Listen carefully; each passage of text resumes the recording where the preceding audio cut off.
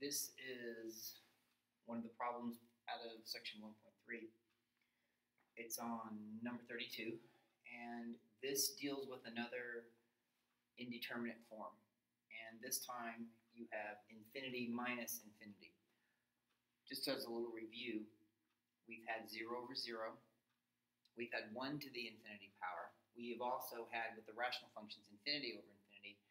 And here is another indeterminate form, which is positive infinity minus positive infinity, which is not necessarily 0. So this is another indeterminate form. So the problem is the limit as x approaches positive infinity, square root quantity x squared minus 3x. So this is under the radical minus x.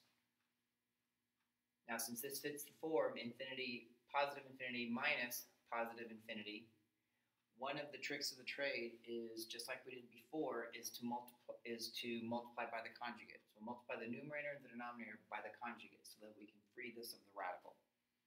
So when this happens, we lose the radical here, so we get x squared minus 3x without the radical. When we multiply by the conjugate, the inner terms and the outer terms cancel. So this portion coupled with this portion are going to cancel each other out. And then negative x times positive x is negative x squared. And then we have the denominator, which we're going to take care of in just a little bit. So when we cancel out the x and the x squared and the negative x squared in the numerator, we get in the numerator negative 3x over the square root of x squared minus 3x plus x. Now, keeping in mind here, now we have infinity over positive infinity. So now we only need to concern ourselves with the highest power, the highest degree in both the numerator and denominator. Well, this is already taken care of us right here. The degree is 1, so we have negative 3x. And this was the review of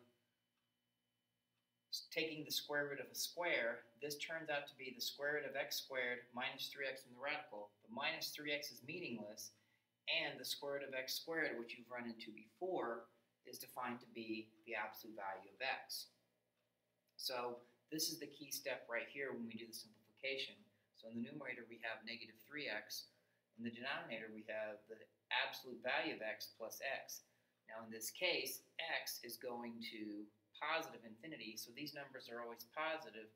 So in this case we can simply drop the absolute value symbol. So we get x plus x, which is 2x. And now, just some simple algebra, the x's cancel, so our limit is negative 3 over 2. So in this case, infinity minus infinity is not 0, but it turns out to be a difference of negative 3/2.